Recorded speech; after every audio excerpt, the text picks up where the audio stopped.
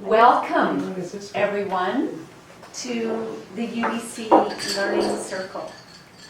We are here, and it's a great privilege to be here on the unceded ancestral lands of the Musqueam people.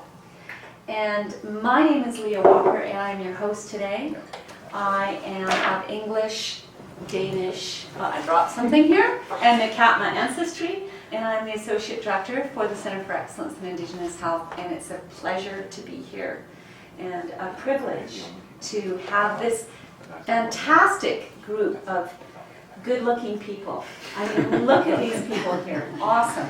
So we have Takla Lake on video conference right now, and possibly more joining us, and a number of people, 17 participants so far, on webinar. So those on webinar will be typing in their questions. They can't hear us, but they can see everything and hear everything. So before we get really going, and I'll introduce the format of the day, I'd like to start in a good way with a welcome by Henry Charles, Elder of Musqueam Nation. We are honored to have you here. Could you start us off in the right way, Henry? Okay. Good afternoon, ladies and gentlemen, or good morning, ladies and gentlemen. Henry Charles from the Musqueam Nation. I'm Hunter Satsamkan Talitsin wa Musqueam Mustea.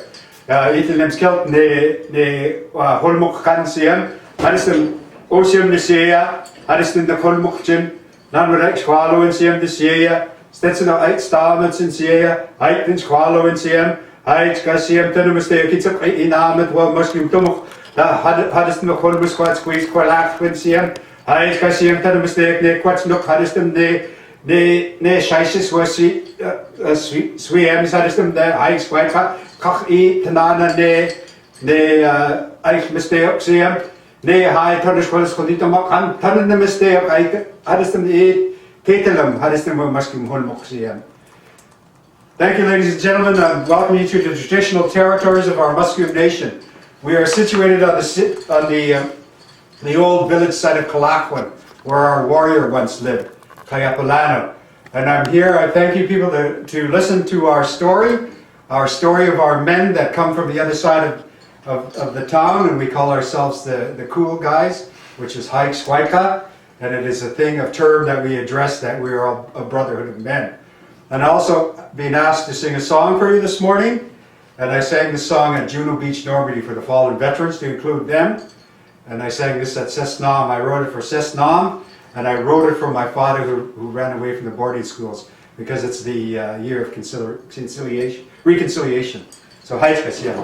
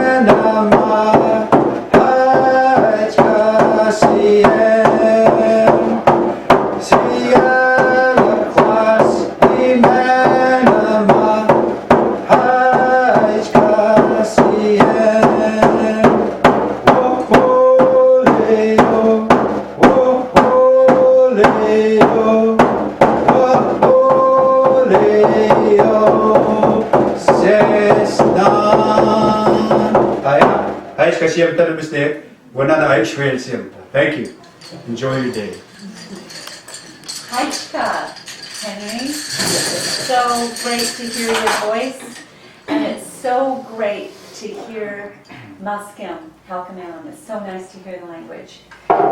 So just before we get going, everyone, I just wanted to let you know that as with all learning circles, there is sometimes sensitive subject matter. And I want to make sure that sometimes participants may become triggered or they may become upset. And I want to let you know that you please ensure that you have a support system around you. I can see that Takla, you do, which is awesome. You've got some other men that you can talk to. Please also access an elder, mentor, family, friend, counselor. Those of you on webinar, I hope you have the same, and you have a crisis number should you need that. It's never happened before on the UBC Learning Circle, but it's really important for us to let you know that sometimes there is sensitive subject matter that always comes up. So that dispensed with, I want to just tell you a little bit about the structure of this, and then I'm going to turn it over to these really cool dudes. And it's so great to have you. I just love the name of your group, and I really love that, I hear of women's groups, but I don't hear, as a woman, but I don't hear of men's groups, and I really think that you're addressing a need that exists out there, especially in today's world. So, what I wanted to tell you about today was that we're going to have a slide PowerPoint presentation, and all of the people here will speak to that and they'll introduce themselves. And we will also have a video that's really beautiful, and that will be about 20 minutes long. And there will be some time also for some questions, and we will find time in between for breaks for questions, as well as participants on webinar. You can ask questions at any time, and when there's an appropriate time, I will feed them back to everyone. So we've already heard from Paul Sam in Latin. He said, Haiska Siam. Or Haichka Siam. He's saying thank you already to everyone, so it's really great. So please let us know where you're from and how you're doing, and ask any questions that you want on webinar. That would be really fantastic. So I'm going to turn it over to the first person. And who is that? Is that the lovely Lyanna Patrick? This is the lovely Lyanna Patrick over there. And so go ahead, Lyanna. Thank you, Leah, very much, and thank you to Elder Henry and Charles for the opening song. So my name is Lyanna Patrick, and I'm from the Stillaten First Nation, and I'm also Acadian Scottish on my mother's side. And I just started last fall with the Dudes Club, and I'm the research manager for this program. And I guess maybe an honorary dudette. Is that right? Excellent. Yeah. So, and thank you. Good morning, everybody, and thank you very much for being here today. So good morning, everyone. My name is Alora Danan-Efimoff. I am the research assistant on this project. I am 1/4 Haida-Gwaii and 3/4 of a bunch of other nations. And I'm very excited to be here with you today and to share the Dudes Club with you. Thank you. Good morning, everybody, and welcome. My name is Stanley Lambert. I come from the Tall Cree First Nation. I'm the external liaison and part-time elder with the Dudes Club and part of the research team as well. And my name is Paul Gross. I'm a family doctor in Vancouver and a clinical faculty member at UBC. And I come from Montreal, and my ancestry, I would say, is shared Scottish and Latvian. So we want to really thank Leah and the team from the center for their invitation for us to come share our story of the Dudes Club with you today. And as she mentioned, there's a bit of a kind of flow for our presentation, so we'll be doing part of it just describing the history of the Dudes Club, what we do at our meetings, and then the documentary, we really wanted to feature that and have a discussion potentially about what ideas and questions that brings up. And then we do have quite a bit of research findings to share with you in terms of our survey from our program evaluation and from our qualitative analysis already in terms of our focus groups and interviews with participants. So that's kind of the second half of the presentation, and very interested to hear your feedback about our research so far. So we'll just begin, I guess, the slides. Thanks, Hilly. So the Dudes Club began in 2010 at Vancouver Native Health Society when a bunch of guys got together and said, there's really no program for us. There's a lot of programs for lots of good reasons for women and children for many years, but nothing really for men that they could call their own. There were programs for disease focus, so if you have an addictions issue or a mental health issue or HIV or Hep C, you could join a support group, but those were kind of specifically focused towards a disease, nothing for men, for the sake of all men, for the sake of wellness. And so guys got together and really identified the problems they wanted to address, and the main one was loneliness. And social isolation, and how a club like this could bring guys together in a supportive environment. So over the course of a year, basically, we built the program, and guys would come every 2 weeks to our meetings, and created these 3 pillars that I'll share with you. So the first one is to build solidarity and brotherhood between the members of the group. The most important thing being that healing relationships and supportive relationships are always going to be more powerful than lots of medicines we use. So if all we do is create brotherhood and healthy relationships, that's a good outcome. And the second pillar is to promote men's health through education, dialogue, and health screening clinics, with this concept of asking guys to leave their armor at the door. And we're going to go into that in quite a bit of detail in the film, and then throughout the presentation what we mean by asking the guys to leave their armor at the door. But it is a very interesting model where the guys can hang out and get access to health services, so we'll explain how that happens. And then the third pillar is to enable men to regain a sense of pride and purpose and fulfillment in their life. So that was also an issue that the guys identified at the outset in 2010 that they wanted to address, bring more meaning to their life. So the next slide. So what we do is we get together, you can just open them all up at one time. We get together every 2 weeks, and it brings about 50 or 60 guys together on average. Initially we had about 10 or 20, and then it built up to opening up to the whole community. And now we're at basically capacity for the space. And Henry opens and closes both of our sessions, which is really critical, and tells stories in his Musqueam tongue and shares that culture, which is very, very important. And then we have all these activities we do that guys can do, which is really very casual, laid-back atmosphere, free haircuts. They play bingo all the time where we raffle off prizes. There's a hockey pool some years. Obviously, Henry doing his storytelling. We had an internet area where guys could lounge around and surf the web, and obviously we have a big screen TV with couches where guys can watch whatever sports is on. So it's kind of a locker room atmosphere, and then after that we bring in the health services. So we have a nurse who's always on site, a street nurse who's available kind of in a drop-in environment. He also cuts the hair, so you could get a health consult while he cuts your hair. Another elder of ours does hair cutting too. And then we have a clinical counselor and a social worker who are kind of part-time that are there for the guys, not at every meeting, but they know that they're a part of the team. And then a big portion of the meeting revolves around health discussion. So I'll show up and the guys will ask whatever questions they have about health topics. And sometimes in terms of organizing these activities and the dinner and the meal, it's all run by a think tank that meets every Tuesday. So the guys drive all of this. It's not imposed on any of them. There isn't some agency dictating how things should be run. This is completely run from the ground up. And so I just show up and the guys ask me questions, they tell me what they want to talk about, and away we go. And the conversation is usually very, very stimulating. We had a meeting last week talking about the consequences of stress on the mind, body, spirit. And of course we use the medicine wheel approach to cover as many topics as we can about total wellness and holistic approaches to health. So, and then over the course of that discussion, guys will share very intimate details. I mean, when we're talking about mental health, they open up. When we're talking about, one of the most important moments was when a guy shared his story of sexual abuse in front of 50 guys. And that's a story that unfortunately many men share. And so instantly he got a lot of support, and that opened up the floodgates for us to be a safe, trusting place. So that's a number one requirement of every Dudes Club meeting, is a sense of confidentiality, that nothing that's shared at Dudes Club leaves the walls of Dudes Club. And then we share a nice dinner, and Henry closes, and we meet every 2 weeks.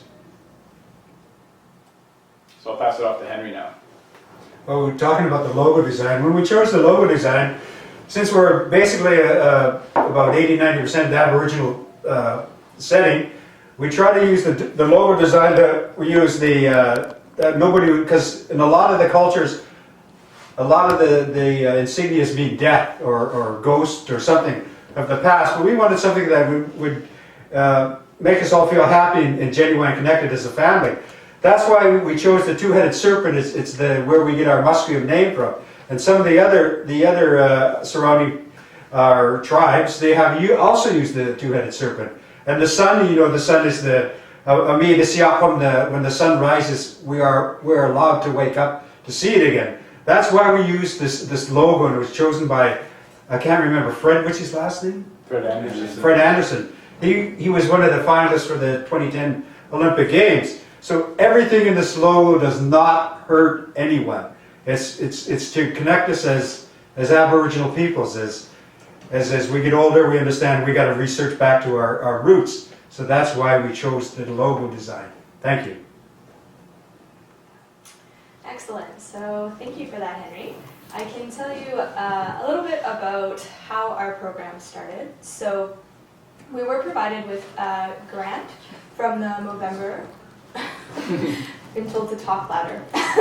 So we were provided with a grant through Movember, which is the institution or the organization that kind of helps with men growing mustaches in the month of November to raise money and awareness for prostate cancer. So we were given money by them to run a program evaluation. So that's the first phase of our project with Movember, was to evaluate the Dudes Club at the Vancouver Native Health Society. So Paul was talking about that earlier, that we completed a survey and we've done some focus groups and interviews, and that was all part of the program evaluation. The second phase was to support the establishment of pilot sites in northern BC. So we have 3 pilot sites. We have them in Smithers, Moricetown, and Prince George. And they've developed very organically in a similar way that they were developed in Vancouver. So a group of our Dudes team was able to go up to Prince George and have a meeting and kind of just explain what the Dudes Club looks like in Vancouver. And the groups up there really latched onto that, looked at the framework, modified it, and adapted it so it fit their community best, fit with the services they already had present.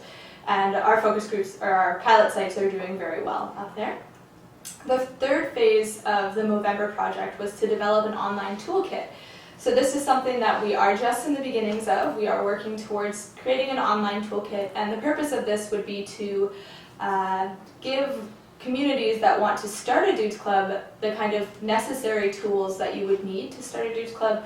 What are the speed bumps you might come into, how can you overcome them, and etc. So in terms of our actual study, we did have a very participatory approach. So for our evaluation, we did create a logic model to run our evaluation by, and this was done with the help of elders and participants of the Dudes Club, so it was very participatory. And as Paul mentioned, we did use a mixed methods approach, so we collected data, statistics, that sort of thing, but also had our members participate in focus groups and are going to be doing interviews very shortly to get kind of the other side of that picture. So as you notice, there's 4 vests here. Each of our pilot sites was given a vest, and they basically put on their own whatever themes that they thought. As you see, most of them have the medicine wheel. So when men come into the Dudes Club, we ask them to take off their armor because on the street, men always have to put this tough front on and wear a mask. So they just basically come into the Dudes Club, they take off their armor, and they're human beings with each other. So part of the documentary you'll see is creation of the Dudes. And yeah, so, and the patches represent friendship, family, justice, and so please sit back and enjoy the documentary. Okay, so we're going to watch a documentary, everyone. So those on webinar. We're just going to give you the link. If you just wait a second, and we've got, and we'll just play it from here in just a minute. So if you just wait a minute, we're going to watch a video. So get comfortable. It's about 20 minutes long. So Sean is just going to give you the link in webinar land. And thank you so much, everyone. As we're waiting for the link, so for you to join, I just wanted to let you know who's here. We've got people from Tsawwassen, Port Alberni. We've got Ron from Cowichan Tribes, and we've got Melanie and Smithers, and we've got Frank from Stavanger. Okay, obviously you know. And Trevor from Secwepemc Health, so it's really fantastic to have you. So we're just going to start the video now, and those of you on webinar, you might want to mute your sound for a minute, or maybe not. It doesn't matter, so you can watch it on your video. So let's go. Yeah, this is. See if it works. That's what it is.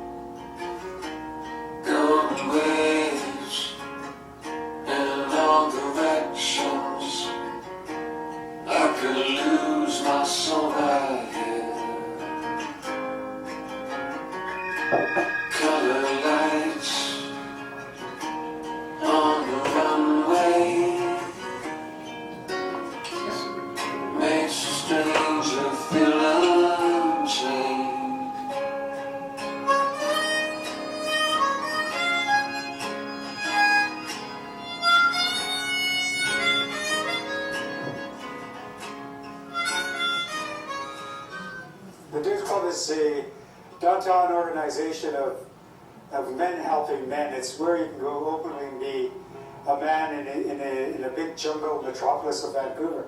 It doesn't matter if you're Aboriginal or you come from the European side of the world or the Asian side of the world. Everybody is created as one person down in the Dudes Club. Well, the Dudes Club is a place where guys come to get together. The nature of our community in the downtown east side is a very transient community. For some people it's home, and it's home for decades. The main issue they wanted to address was loneliness and social isolation, because that was leading guys to feel disconnected, to feel less important than the average guy. As a consequence of that, not take care of themselves and their health. The lonely man without kids or without a partner is last on the list for all kinds of supports.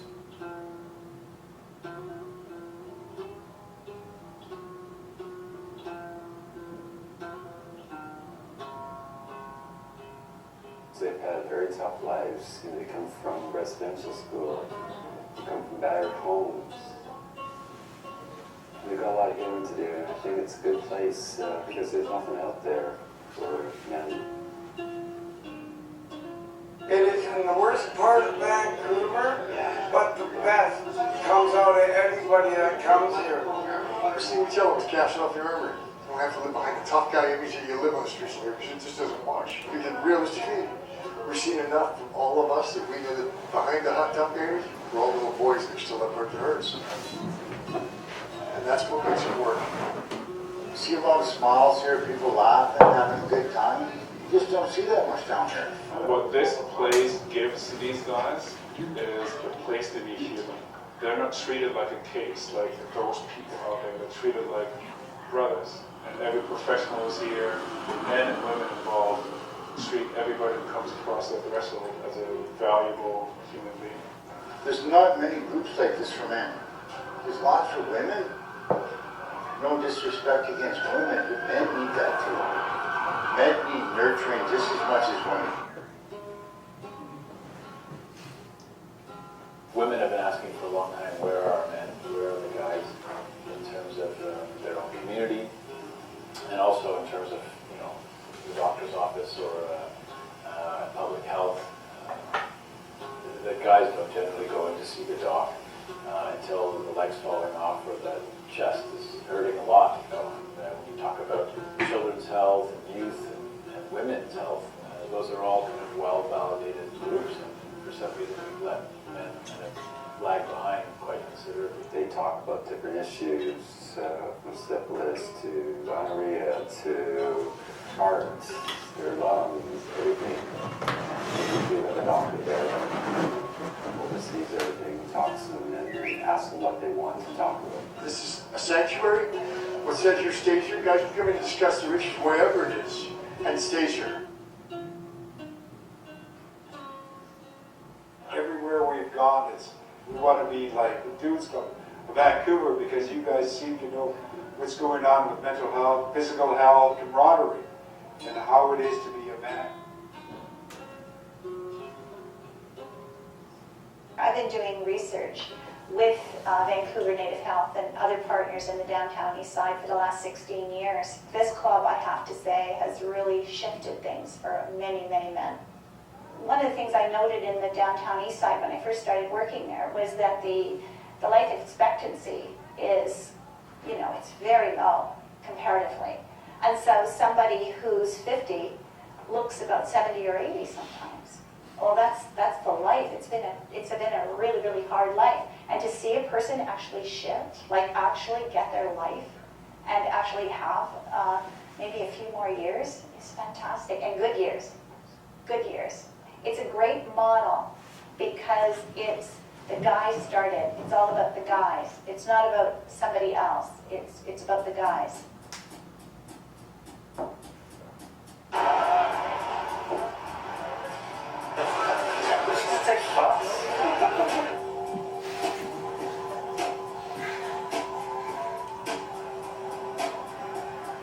This weekend we're coming together to do a little bit of research, of course, thanks in large part to the funding of Movember Canada, to brainstorm, to share experiences and successes and failures with the 3 pilot sites who have just started this year in Prince George, Smithers, and on Reserve in Moricetown.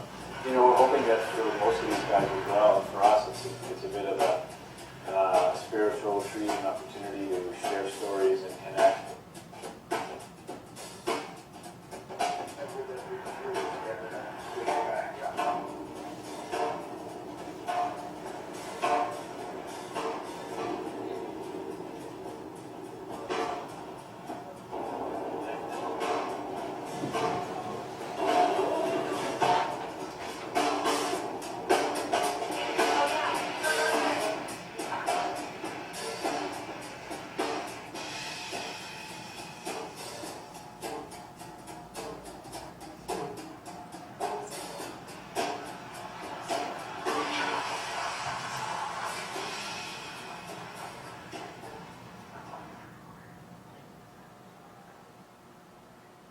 So far so good. We got here. We're all here in one piece. It's a camp retreat for our Dudes Club, something we've been dreaming of doing from year 1.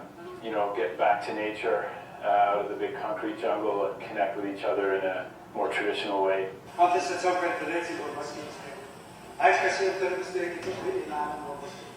We've got the elders who are taking care of, you know, the ceremony and the protocol and giving us some grounding.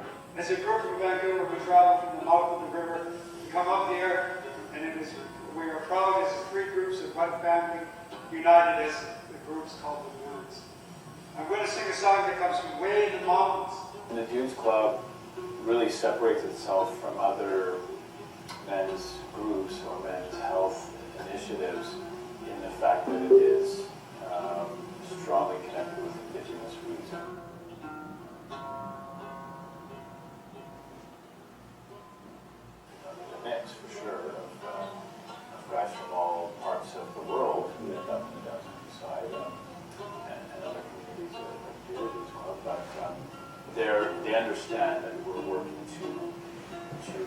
reinforce and to celebrate and respect the heritage of our first peoples of Canada. So the elders have a lot to teach us and to tell us the stories of generations ago about how men would gather to keep each other strong and to support each other. I just want to give a little description of the dude's logo. So they had the sun mask as Siapo, the power of the sun. So everything here means in good health. So anyway.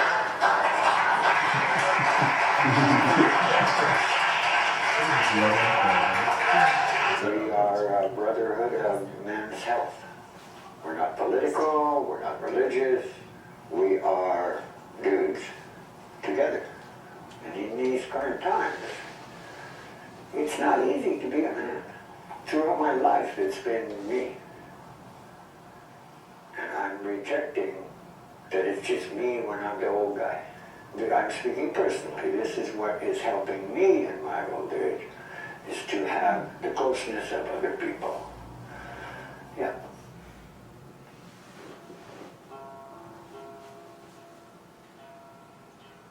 What it means to be a man. Okay?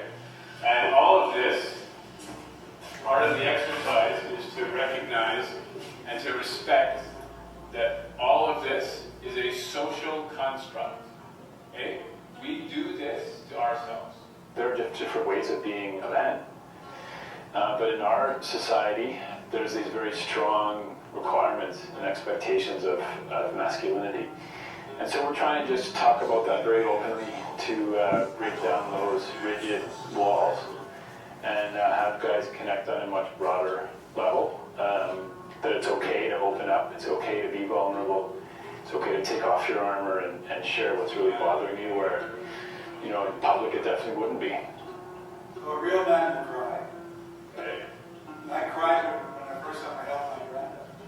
Like that distinction between sex and gender. Sex is what you're born with your equipment. But what we become in terms of who we are is totally constructed by society. And we talk about this at Dude's Club. Jared yesterday said, I was physically present but emotionally absent as a form. Setting up these groups with guys actually flies in the face of everything that we live in our society today, which is very much about the individual and, I don't need anybody else and you shouldn't need anybody else. And in fact, in an Indigenous context, this is what we do, It's a part of everyday life to live in community, and that's how people survive. Listen to the boy, right? Sometimes I think I should channel back and listen to that 12-year-old that I was, right? Being bullied in school and whatnot. Right? My name is Robert Elkins, and I'm from Anaheim Lake. I'm Chilcotin, and my band name is El Cacho. Yeah, as soon as I hit about 13, I basically went into drugs and alcohol, and I just take each day by day. Just hope each day is going to be a good one.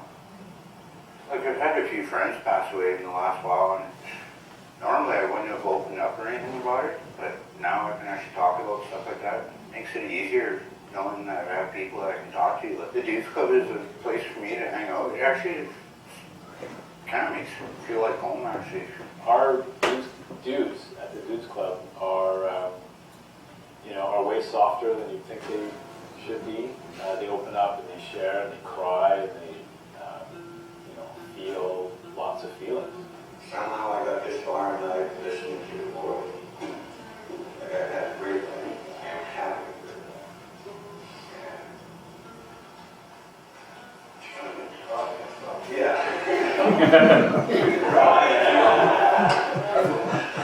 So looking at this guy walking on the street, you might just assume there's a guy who's lived a tough life and he's kind of getting by, but he's got a very, very amazing story to tell. It's part of the healing journey, right? There's a lot of embedded stuff, I call it stuff, of their past lives that's deep down rooted in their guts. And when we get together, they feel so safe that they talk about what's happening in their lives, and it all starts coming out. So. Being abused by a woman as a child, I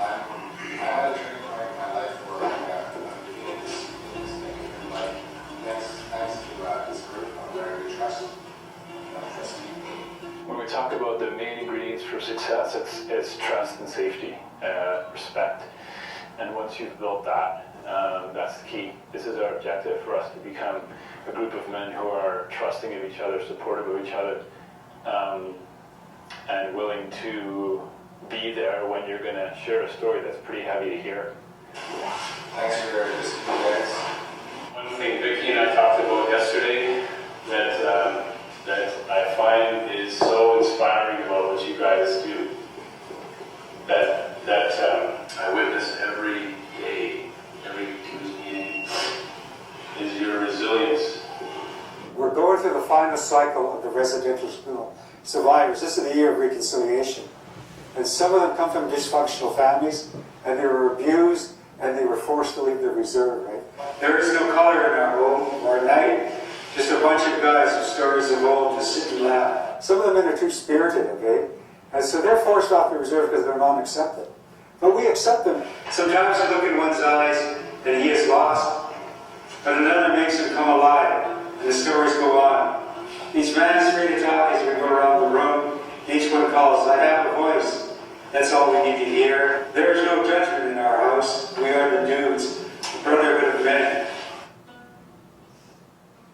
My life growing up was a very painful one. It was a very lonely one. I was bullied a lot. I was the only person of color in my school.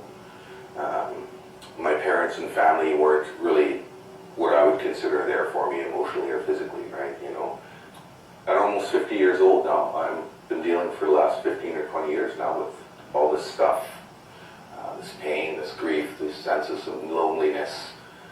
Although the Dudes Club for me is sort of a healing situation, it's not about me. It's about my son and what his life is going to be like when he grows up. I'm seeing people that are getting themselves right, getting themselves whole. The brotherhood, you know, is a wonderful thing to see. You can't have healthy families, you can't have a healthy community, you can't have a healthy planet without healthy men.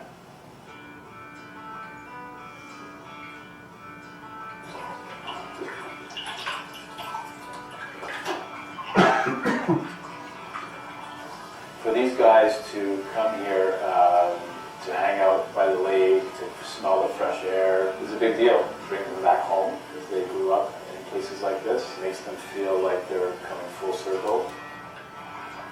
Vancouver is known as the biggest reserve in Canada because they figure there's 35,000 status, non-status Aboriginals in Vancouver. So when they get back into their cultures in Vancouver, they're separated from each other, right? But when they get back here to the land, they can revert back to their childhood of growing up. They said, I remember this as a young boy, as a clan, hunting with my father. They feel happy, they said.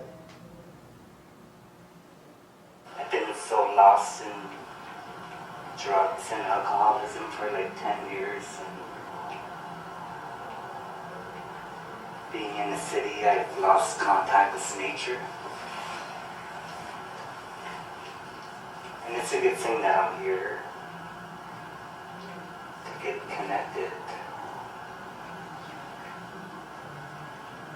Just the calmness is mesmerizing, waking something up in me. I'm just happy to share it, that's all.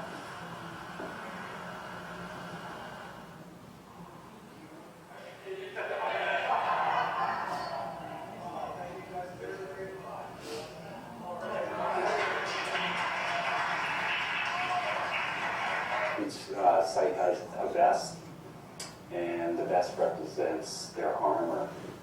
So, because we always talk about taking off the armor. Men wear armor in society to protect ourselves from vulnerabilities, from stigma that guys face in terms of showing any sign of weakness, whether it's a health issue or emotional issue. Henry Charles wears a ceremonial vest when he does his work in Musqueam and throughout the city. And so we bought a bunch of black leather vests, biker vests.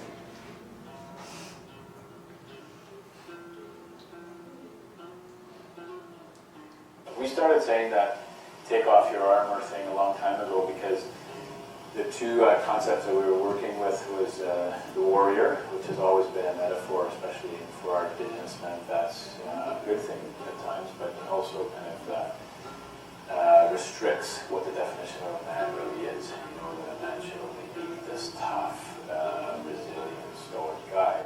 And also the concept, the military metaphor of, you know, a platoon of brothers working together to achieve something bigger than themselves. You know, there's no reason when you come to a dudes meeting to put on a facade. You can just be yourself, and you'll notice that rough language, loud voices, anger, that kind of thing is quelled. It's like down there because it's not necessary. And then communication begins. And then healing begins with that. Watching the dudes, it gives me a huge sense of pride. It just comes in and just grows and grows and grows and grows. And I can't do anything but be happy about it. Probably the best thing that's happened to me.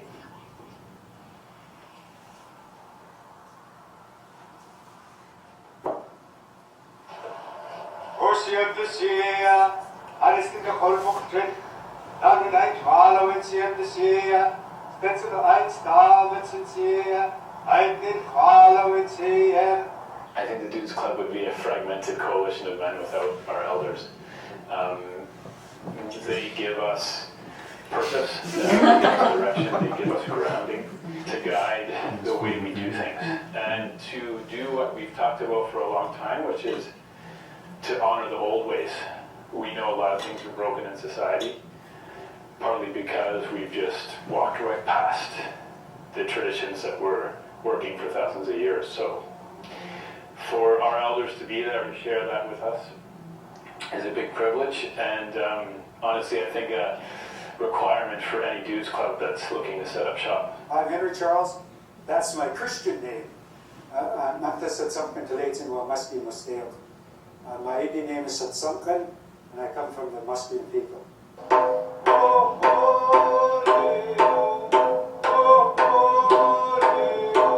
In 2013, I went to Juno Beach, Normandy, and I needed a song to make closure with my father, because my father ran away from the boarding schools to join WW2, as many of the Aboriginals of that age group did. And I sang this song, and I told him, I said,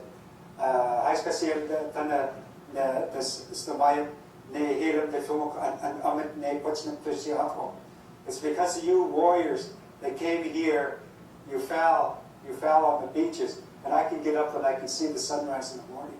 With the language comes the history, and with the songs comes your emotions. Thank you for coming together. I just want to explain a couple things. It's the eagle feather, how it's brown and white. The white represents daylight and the dark represents nighttime. We use the eagle feather because it's closest animal or bird to the creator. My name's Sandy Lambert. My people come from the Tall Cree First Nation, which is in northern Alberta, Fort Vermilion area. 3 weeks old, my mother decided to hitchhike to the downtown east side to hang out with their sister. That's where I was apprehended. And from there, between 3 months or 3 weeks old to 6 years, I was in 7 different foster homes. So I understand where people are coming from. So and it's been hard for me to do the healing as well. This is to cleanse our bodies, to do healing, because we've had a lot of emotions in the last couple of days, so this will do some healing.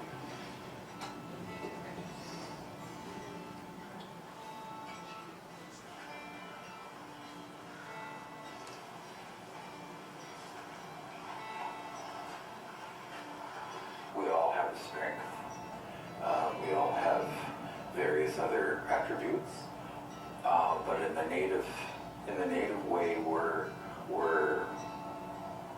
strengthening the strengths that they have, and the way that happens is through culture, the following the medicine program, with making sure that we're all balanced, how our ancestors did it, how we were taught to do it, and bringing it to them gives them a new reason, a new way of doing things.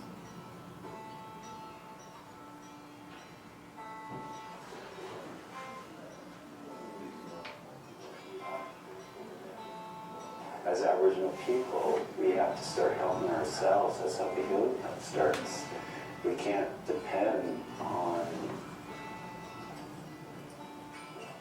other people. You know, we need to start helping and work with each other.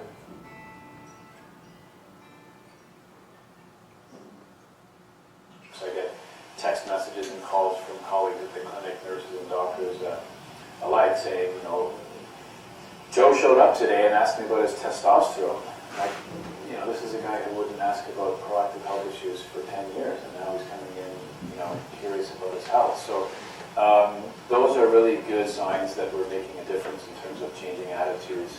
He's up to stay up means like everybody. Means that we're all the same people. He's up to stay up. So it means it's like a friendly song that we're not going to fight or war with anybody.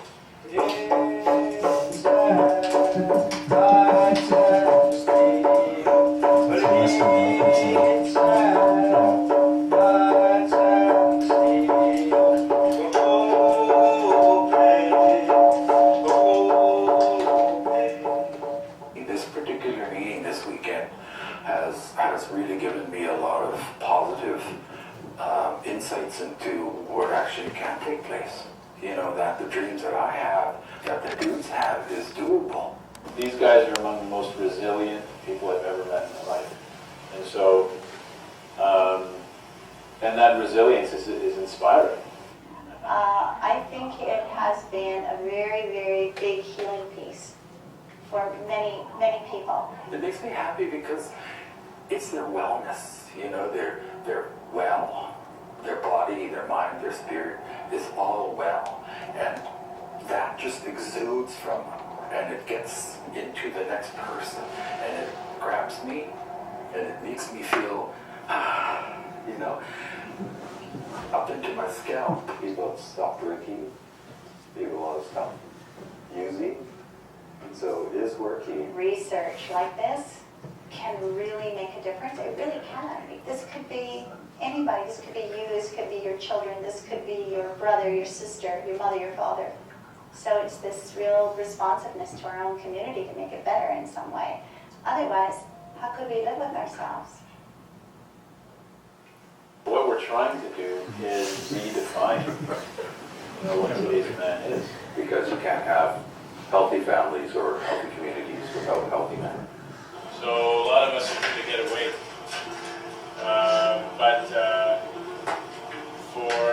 I think what we're coming to realize maybe is that we're actually not going away, we're coming home. So after we do the circle, maybe a moment of silence, because there's people who aren't here with us who could be, and people who aren't here with us who should be. So just put your hands, your arms up, your hands behind you.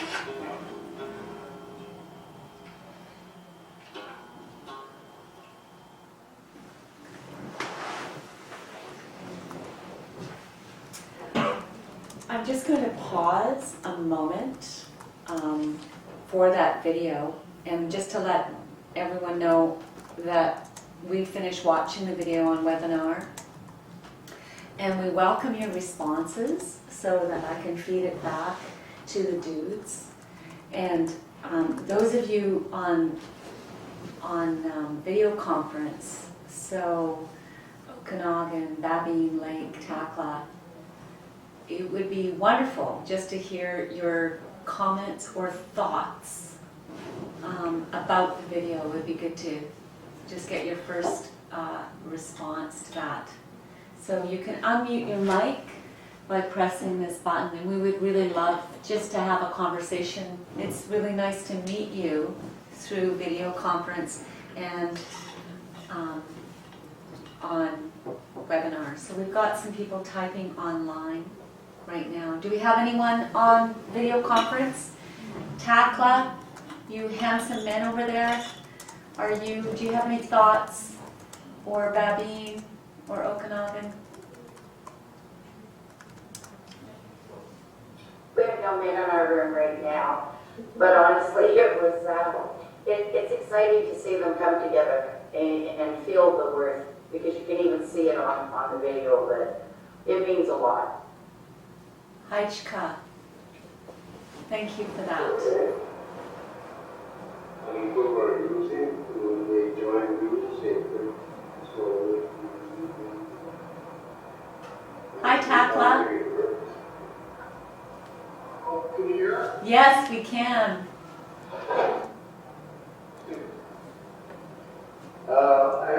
I just wanted to know if people that keep coming up this way more because it sounds like it's interesting that it's working for some people that already taught and they were using and they attended this and now they're not using it anymore. We need stuff like that to go around. Now to go back to our traditional ways, we need more people to find money for us to open up our grease fields, KO land. I'm myself doing that exactly that thing, building house in my land, my dad's traveling. But what I'm doing is trying to get things ready for my kids. But what I learned from my grandpa and I want to pass on to my kids.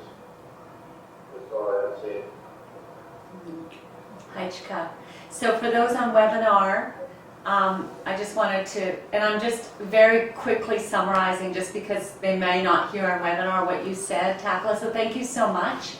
What's your name, by the way? Sorry, I'm just calling you Takla. You're not Takla. Sorry.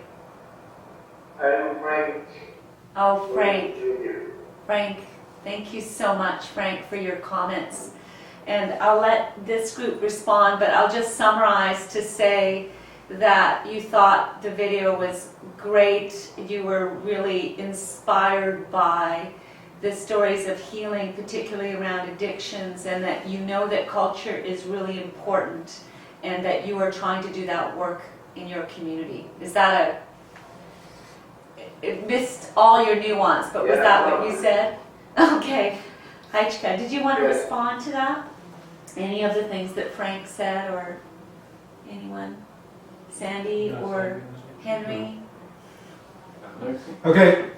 Anyways, you're talking about returning back to our culture. That's a big thing in our Dudes Club, because we're not just the only people that live in the British Columbia area or in the Lower Mainland. We have a lot of people that come over from the other side of the mountains, as we West Coast people say.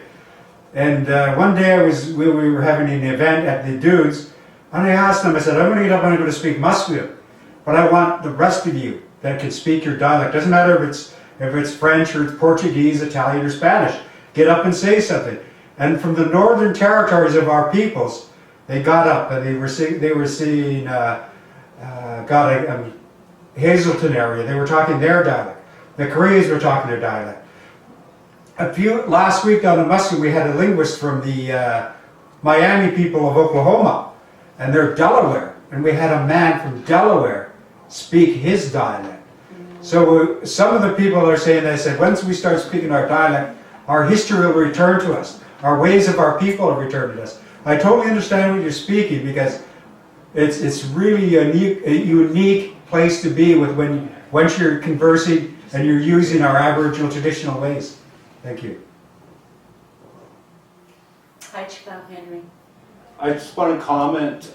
We've been in the talks with First Nation health authorities, so we're going to keep you on the radar and try to hopefully project or get someone, hopefully us to come into your community and start a program for you.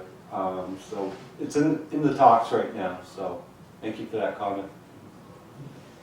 And I have to say, feel free to stay in touch with us, through the center, or you can get our contact information. Frank, if you want to have a conversation about that, we'll be in touch, because we had a site in Kamloops find their own funding just recently, and they're going to be having their first meeting in April. So it's very possible to get some funding, and part of the toolkit is for us to help you get some resources that are easily accessible online, or we can send you the package so you can look at, what's the roadmap to setting up a Dudes Club with some support. All right? Nice. I was totally, I want to read some of the comments from webinar, and we have comments like, that was amazing, all caps. From Joanne, Michelle says that was very so powerful, thank you. and she is in Alberta, and she said she will be sharing that. So just about that video, it's just on final edit, so in 1 month the perfect copy will be available. So if you wait, you can have a better version. In fact, I think you want to wait.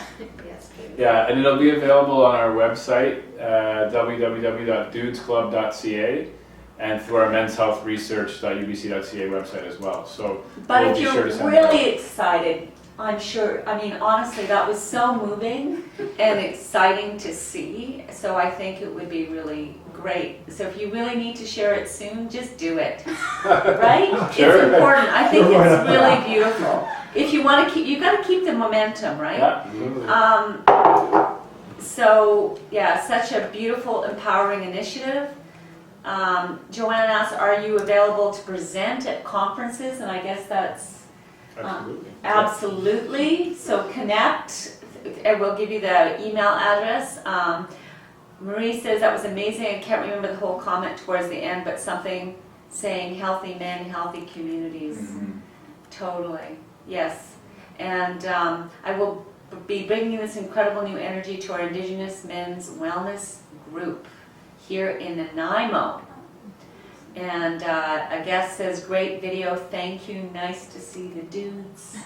And Ron Schwartz says, awesome video.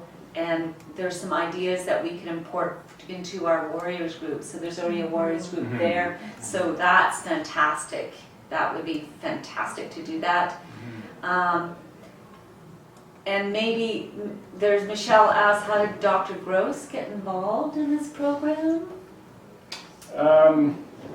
I mean, I think it's relevant because I got involved because I work at Vancouver Native Health and was inspired to kind of be more involved in the community than I was in the clinic room, which is, you know, the idea is that there's a big distance for a patient to travel, not physically necessarily, but emotionally to get into the doctor's office, right? And so that barrier is a big one for people regardless of income. I mean, for lots of people, it's not that easy to just walk into a doctor's office. And bringing that kind of opportunity to where guys are hanging out, where it's totally low barrier, totally laid back, where I feel at ease too, and where we can have open conversations in a community building atmosphere is really inspiring to me, and that's why I got involved from the start and have been showing up at pretty much every meeting since for 5 years. And the idea is that in other communities, you know, because that was brought up as a potential barrier for new sites, that they wouldn't easily find a doctor to, you know, to be there at every meeting.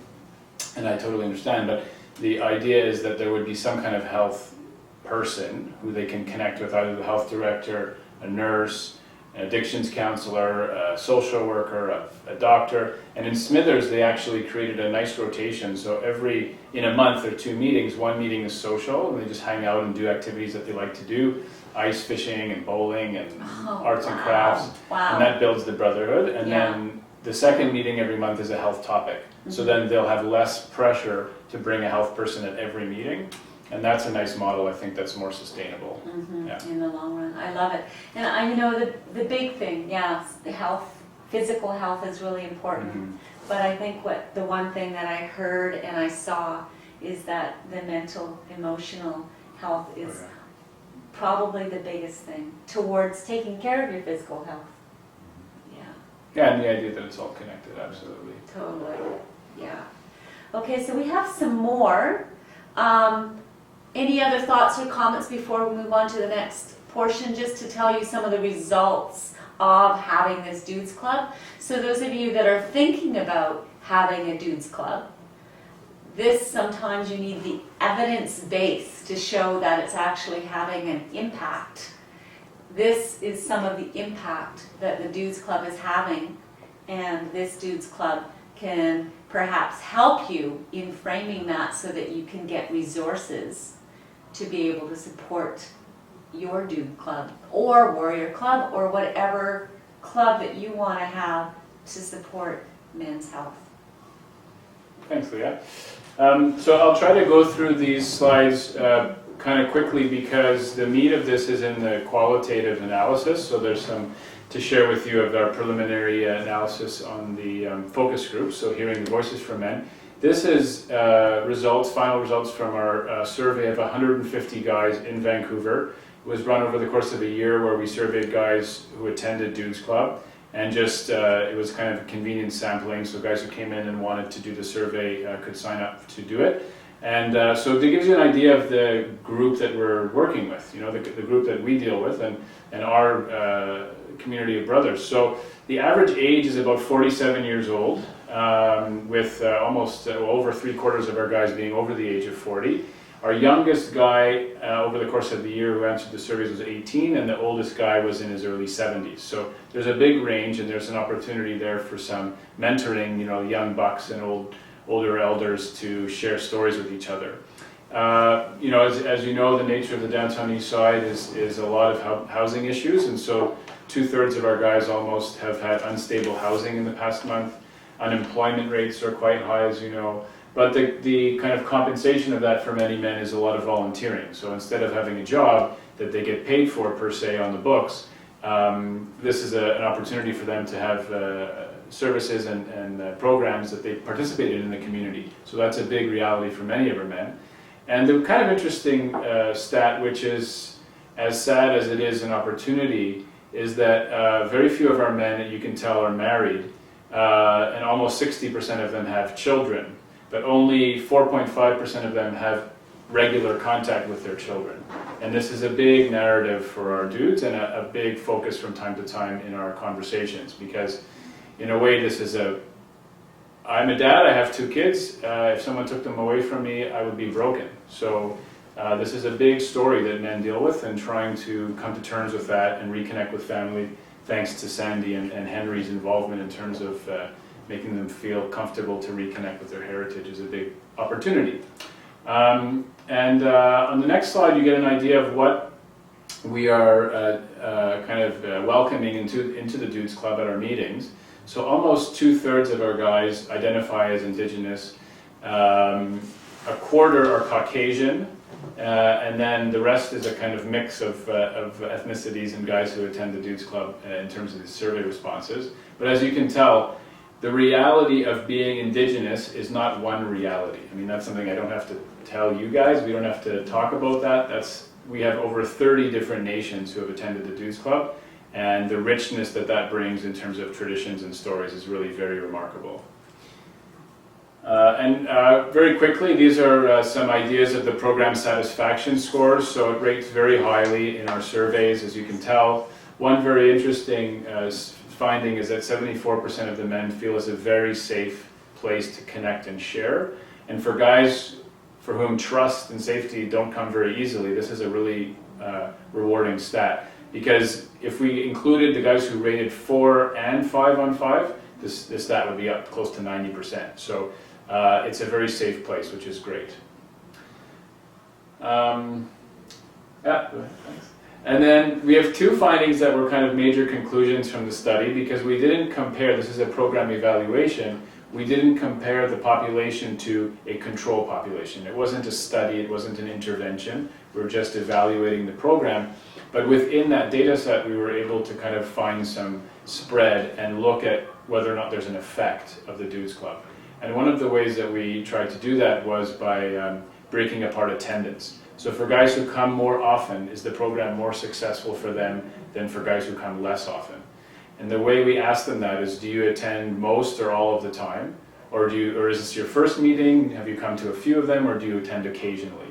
So in the yellow bars, those are the guys who come most often, and the red bars, guys who come least often. And when we look at quality of life, mental health benefits, and confidence to go ahead and access health services and deal more proactively about your health, those are all statistically significant in terms of the difference and the benefit for guys who attend more often. So that was a really nice finding. And that was actually across the board. We divided our survey responses in terms of the medicine wheel, in terms of the clusters of questions. And across all clusters, mental, emotional, physical, and spiritual, the guys who attended more often did better. So that's nice to see. And then same kind of result in terms of, we wanted to make sure that the program was targeted to, of course, Indigenous men, and you can see that the benefits are kind of observed and experienced preferentially for our Indigenous men. So the simple question is, I trust the people at the Dudes Club. That question rated far higher for our Indigenous men than for our Caucasian men. And social and peer support questions, questions around connection to heritage and culture, also significantly better than our other groups. So really nice to see that the program works in terms of being tailored to the men it's kind of tailored to. And I'll just hand it off to our Illy and Liana and Sandy to talk about the qualitative analysis. Okay, thanks, Paul. So just to give everybody an idea of how we came at arriving at our themes and some of the ways that we used to analyze them as a group and together. So the first thing, we had about 13 focus groups. And so we're talking pages and pages of transcripts. And so we felt it was really valuable for each of the team members to read through all of these transcripts, or as many as they could, so that we could then sit down together and talk about what our impressions were and the themes that emerged for each one of us. And there was a lot of consistency of the things that we realized were really important to the guys. And it was really, really important that our elders be at that table as well, being the consistent, constant presence at these meetings, and to help to us to flesh out some of the ideas, the themes that were emerging, and to help us to better understand those. And in order to, because like I said, there was just pages and pages and pages of the transcript, so we needed a way of organizing that. So we used this particular software just to put in all the information and sort of help us to see what we had and to pull out different quotes that we're going to share with you that we felt were particularly powerful. And then in thinking about how are we going to present and talk about these things that emerged, how were we going to organize all of these? And it was felt that one of the better ways that we could at this point was to look at the 3 pillars of the Dudes Club and to look at how all of these themes actually really flow throughout these 3 pillars that are important. And there was a lot of consistency. It was amazing how they did match up with the 3 different pillars. So in the following slides, we'll talk about each of those and then the particular themes that emerged from that. But I'll pass it over to Sandy to talk about this next slide. So the word cloud that the Dudes created near the beginning of the program, you can see there's a large theme of togetherness. If we look at the words such as peer support, strength in numbers, solidarity, and brotherhood, the number one issue was the Dudes wanted to address was loneliness. And if you, from this word cloud, you can see that Dudes Club helped to reduce loneliness in these men. Awesome. So thank you, Sandy. I can speak a little bit about our first pillar, the thematic analysis that we did that fell into that. So the first pillar, again, is to build solidarity and brotherhood between members of the group. So what we tried to do was choose one really powerful quote that seemed to kind of embody this theme. So this says, "You're all alone. That's what drives people to addictions. It will drive them into depression. It will drive them to suicide." So this was a really powerful quote that embodied some themes of a sense of community. So our guys are feeling maybe like they're not in this position where they feel so alone anymore. So when in this quote, to contextualize it, they're saying that this is something that maybe they were experiencing before the Dudes Club, and the Dudes Club has helped them to get away from this. So the sense of community that they've built within the Dudes Club is very important, as well as the sense of community engagement. So not only the community that they've built within the club, but getting engaged within the larger community and having the larger community be engaged with them to help with mental health. We also see very large themes of camaraderie, so our guys talking about how they have friends within the Dudes, they feel like they have people that they can talk to, they can all joke, there's always laughter at the Dudes Club meetings, and that's a very important part of maintaining mental health as well.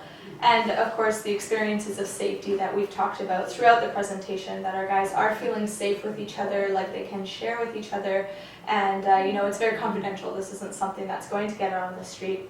And then lastly is very important is relationship building. So our guys feeling like they can actually build friendships and relationships with the other guys who are in the club, with the elders, and with maybe the nurses and the doctors that they're seeing while they're at the club meetings.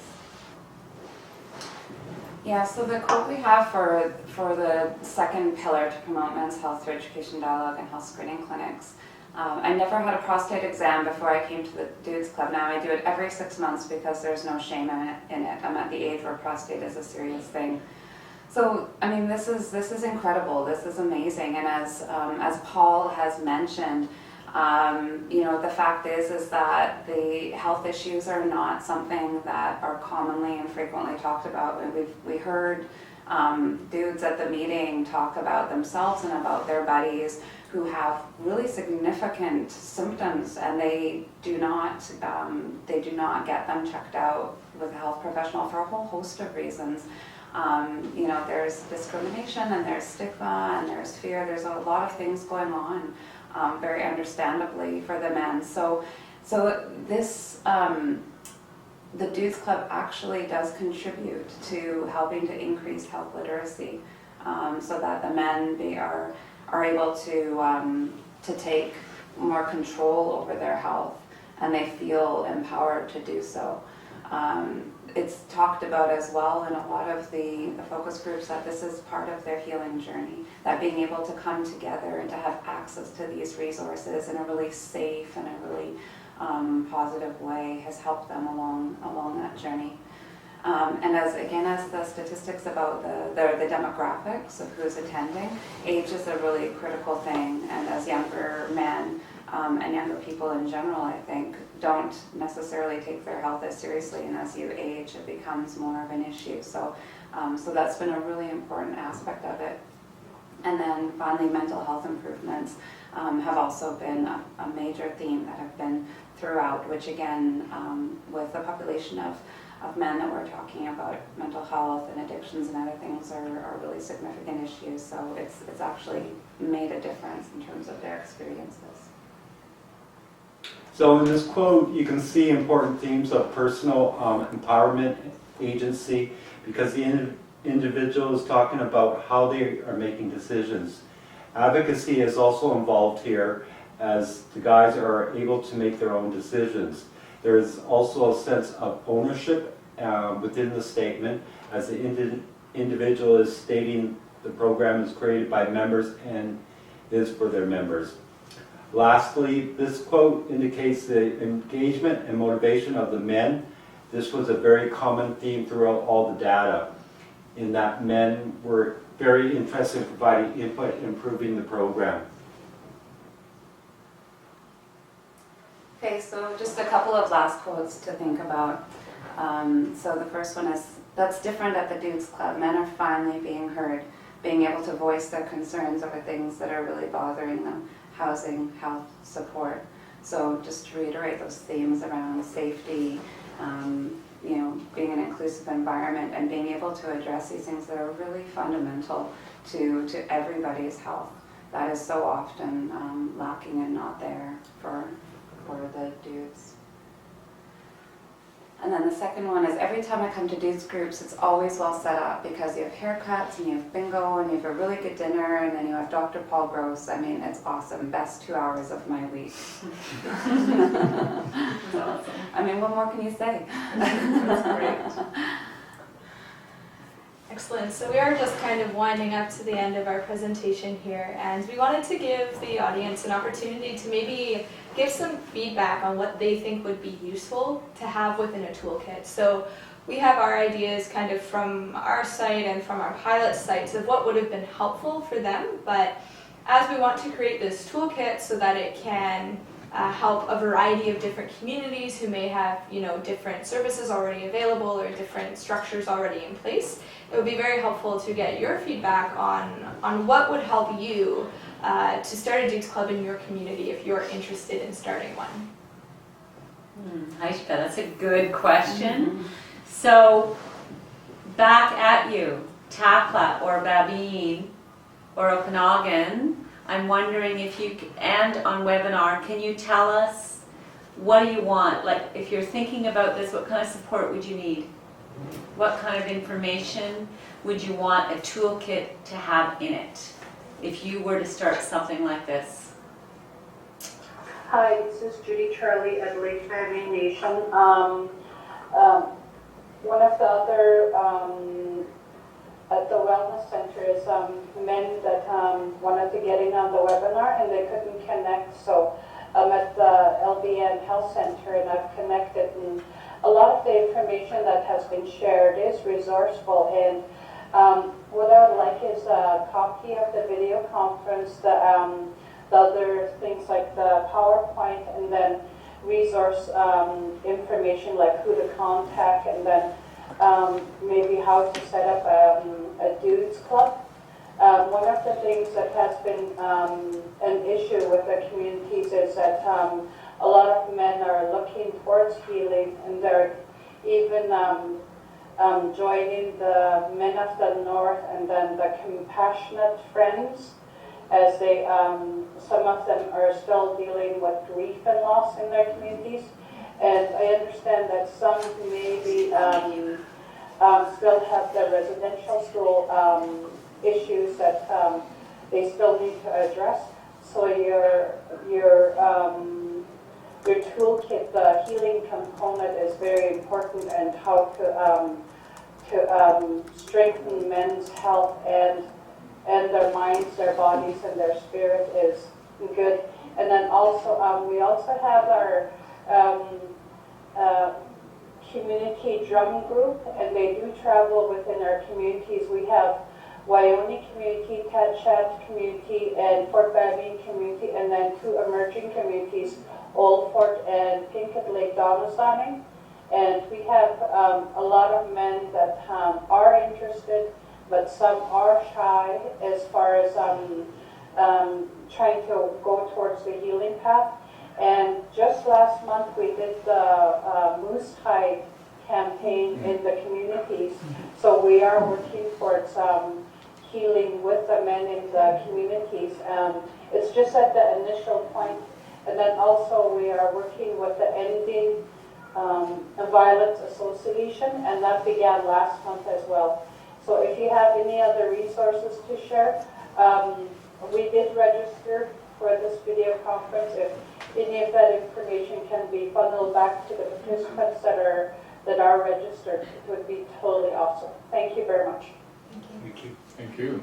Hi, Chita. So I'll just answer a couple, and if you wanted to answer some of it. So Lake Babine, Takla, and Okanagan, we will definitely have these resources available. They will be loaded up onto our UBC Learning Circle website, as well as this video as soon as we, from this session, so you can have, it might not be visually really exciting because it's just the camera on us, but you will have all of the words, so as well as the visual, so you can share that, as well as the link to their site and all of those kinds of resources. So that's what I can respond to with regard to that. We will give you everything that we have, as well as contact information for Dr. Gross and everyone involved in the Dudes Club. So we will provide that absolutely for you and make that available to you. Did you want to answer anything else?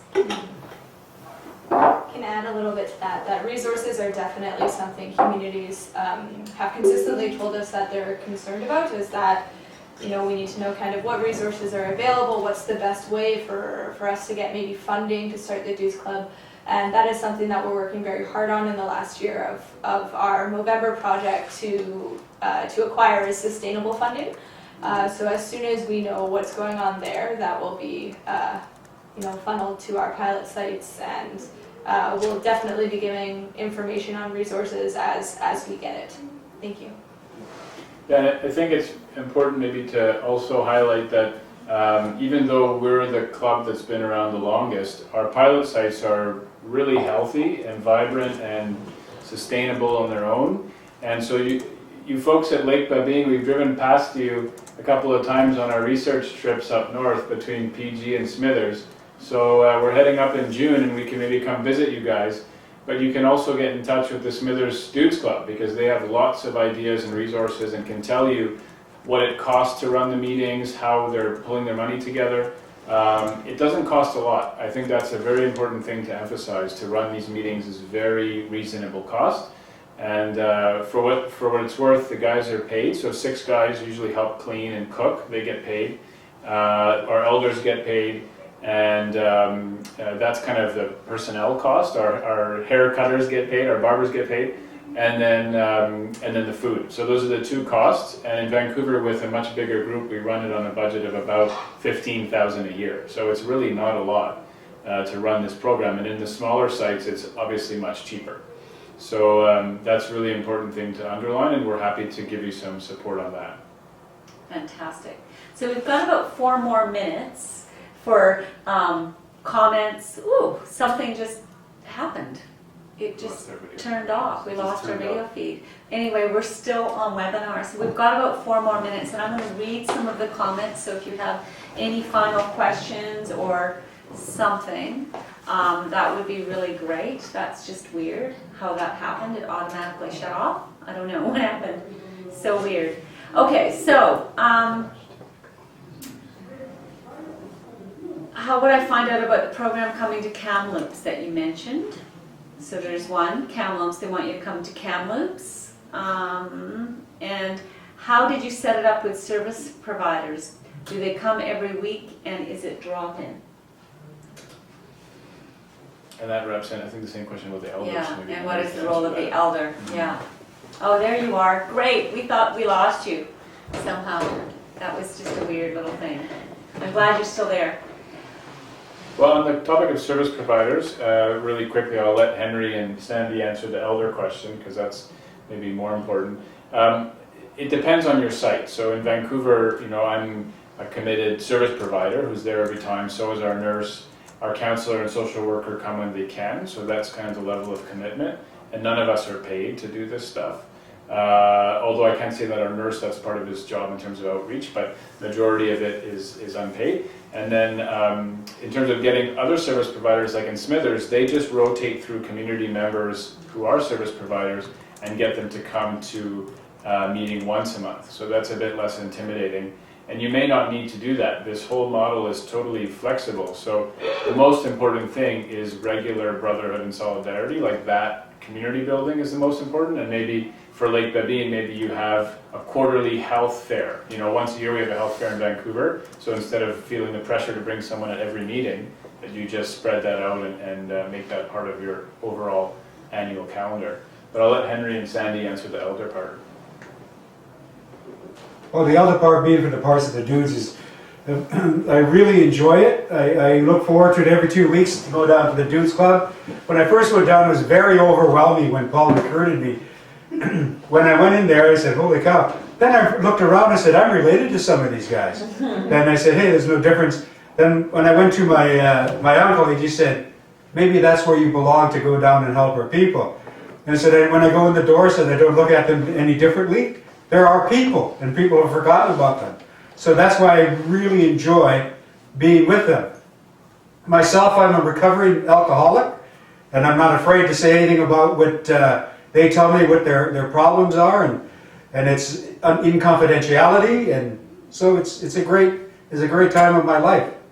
So any more, if you'd like to ask me any questions, feel free to somehow get in touch with me, or just carry it on to Sandy to add his input on the Dudes Club. Basically, everything that you said, Henry, is basically the way we deal with the guys, and they're very open with us, and we help them.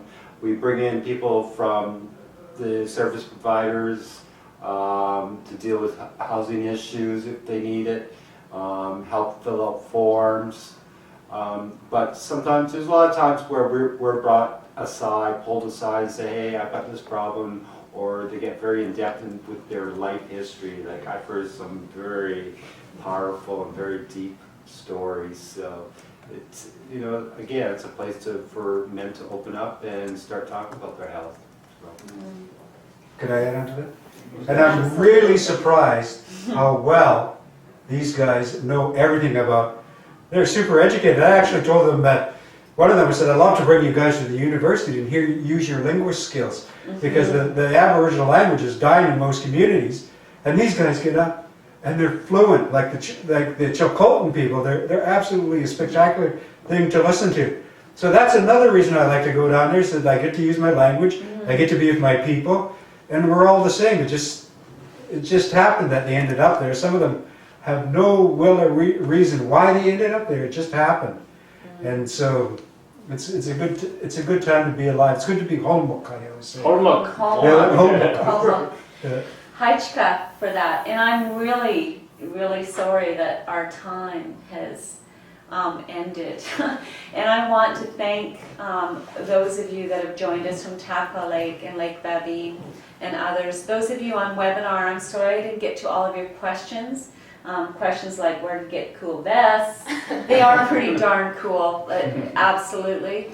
And other questions like that, but I will pass the feed on to this team so some of those questions can be answered and we will put them back out there for you. I just wanted to also acknowledge that I'm hoping that you're all well on webinar land and on the UBC video conference Learning Circle, and please take care of yourself. I know that sometimes this was emotional, and I know that we have the resources, but just ensure that you have resources. It would be great for you to tell someone about the Dudes Club and how you could and about today's session and how you can support yourselves. I also just wanted to let you know there are a couple of sessions coming up that might be really interesting to you. March 8th, that's next week, Mark Point is going to talk about what does Aboriginal student success look like.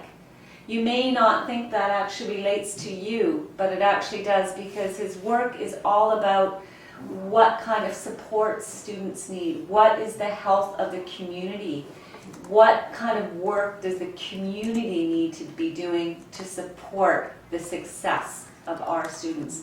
So really important conversation. We're also the next day, March 9th, having a conversation on HIV/AIDS in First Nations communities. We'll have various perspectives on some of the challenges, some of the opportunities and programs and around HIV. We're also having a youth circle on March 15th called Transformation. So any of you that have any youth or connected to the schools, that session is at 1 o'clock. And finally, those that take care of others in the community, a session on stress and being a caregiver for elderly or other. And this is an opportunity to have a conversation about some of those stresses and taking care of each other when things can be really hard.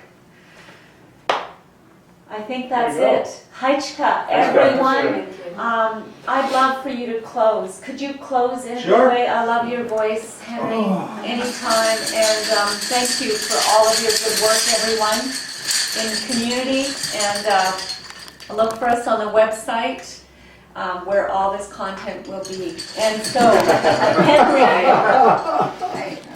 Okay. Hajka Sim, this year, Nesket the Shekish in the Mistalk. Hajka Sim, Tana Mistake, Ne, in Amit Ne, Squadams, the Hadistum Ne, the Hajka Mistake, Siam. Hajka Sim, Tana Natsa Selene, this Nanaimo, Ne, Tawasan, Ne, Quamachin Mistake, Harrison, Natsamat was following, Natsamat was following, sir. And Hajka Sim, Tana Ne, the stay was time mistake, I think following, Sanalwatler. De mistake niet eeuwig hadden woord toen ik aan het nek woord kwart nog de jaar om metalen mag holm klakko hij is kasiem ten de mistake nee hij toen is wel niet om aan not so much was following set hij is kasiem. I just like to thank you for the people that we are your guests, our guests, that we were one family together again as my relatives from the Nanaimo and the Tawasan and Quamachin people, and I said the people from Matalamukulmuk, the people from the farthest western people, Klako, and the people from the other side of the mountains. We are one heart, one mind, and one family. And thank you. I especially appreciate my family here of the Dudes, and I forgot to say thank you, my people from the Northern Territories. Hajka Sim, enjoy your day. Hajka. Yeah.